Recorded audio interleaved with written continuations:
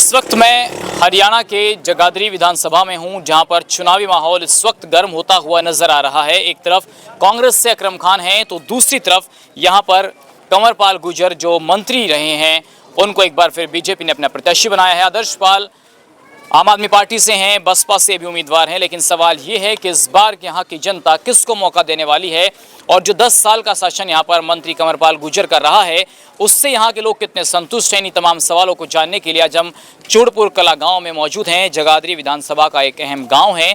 यहाँ के कुछ तमाम लोग हमारे साथ जुड़ेंगे और वो बताएंगे कि फिलहाल क्या माहौल यहाँ का कहता है। तमाम गाँव के लोग हमारे साथ जुड़ गए हैं। जी, क्या नाम है आपका?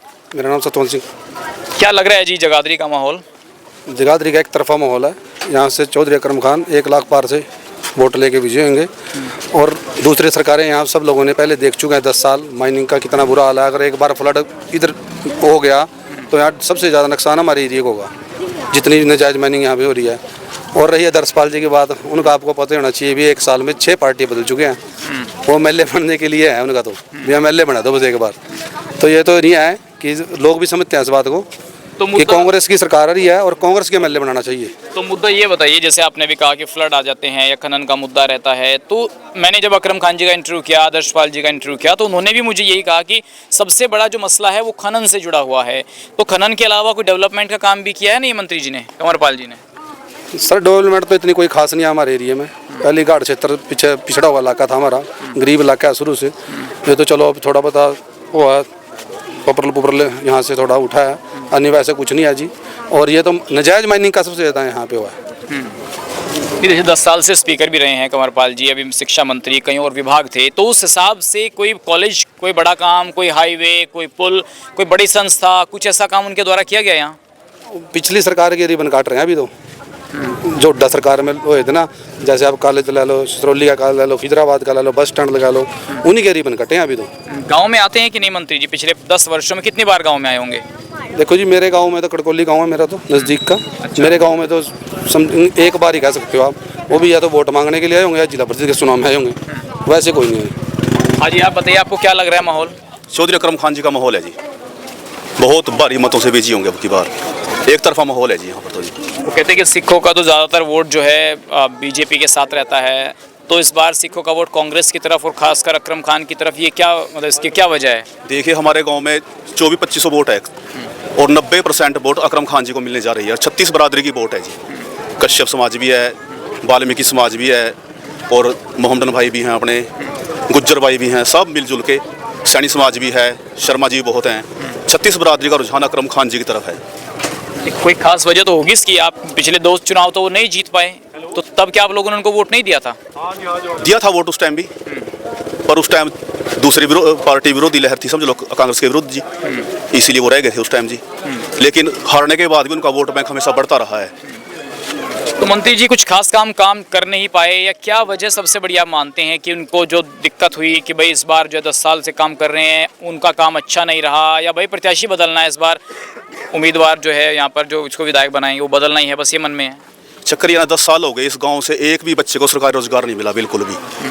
अब जैसे आटा चावल तो सबको मिल रहा है, अगर रोजगार मिलेगा, नौकरी मिलेगी, तो आटा चावल तो बंदा अपनी दुकान से जाके भी खरीद के लेके आ जाएगा। रोजगार की बहुत बड़ी समस्या है।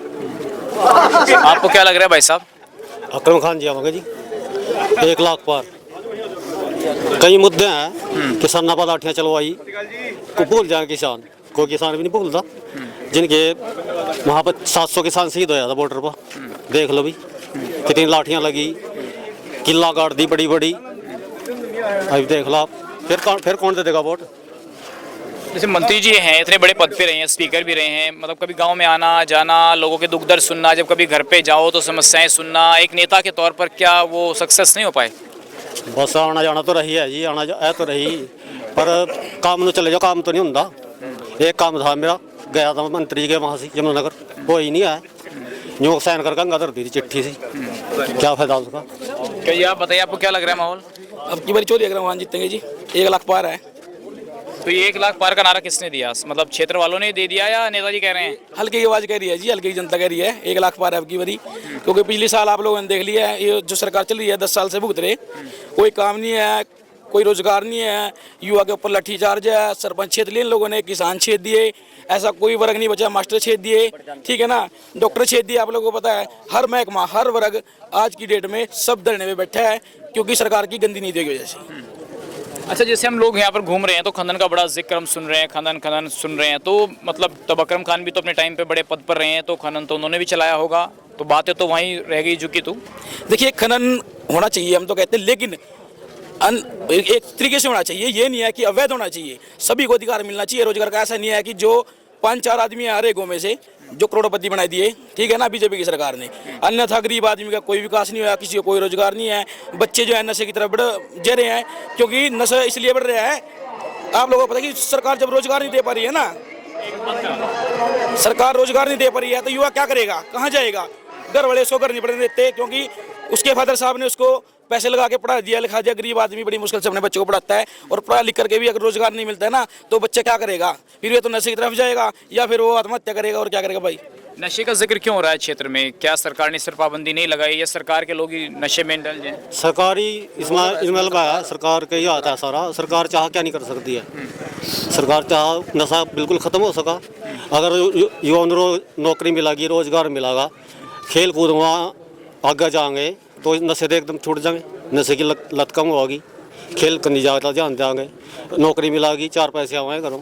अच्छा देखिए, बहुत से लोग ये कहते हैं कि यदि सरकार बीजेपी के बने या कांग्रेस के बने तो विधायक यदि वहाँ सत्ता का हो तो काम ज़्यादा कराता है, तो आपको लगता है कि इस बार सरकार बीजेपी की बनेगी या कांग्रेस की? ये तो जगाधरी हल्के ने बिल्कुल पता है और बड़ा समझदार इलाका है, इन्होंने पता कर लिया पहले भी सरकार कांग्रेस की आ रही है और विधायक में मैंने कांग्रेस की बनाना है, तो तभी मैं आपको कह रहा हूँ कि 1 लाख पार चौधरी अकरम खान वोट लेके यहाँ से जाएंगे और विजय बनेंगे। यहाँ वो डिवाइड एंड रूल वाली चीज़ें नहीं चलती हैं, धर्म वाली, विशेष जाति वाली, क्या वो चीज़ें भी लागू होती हैं यहाँ पे? जो मौजूदा सरकार है वो हर अड़कंडे पर आ रही है, लेकिन ऐसा कुछ नहीं है, हल्के की जनता समझदार है, लोगों ने इनको मौका देके देख लिया है, 10 साल हो गए सत्ता में बैठे हैं, चाहे धर्म की वजह से लगा लो, चाहे मर्जी की वजह से लगा लो, लेकिन धर्म के उसमें भी था कि इन लोगों ने क्या किया भाई, हिंदू भाइयों को बता दो कितना काम किया।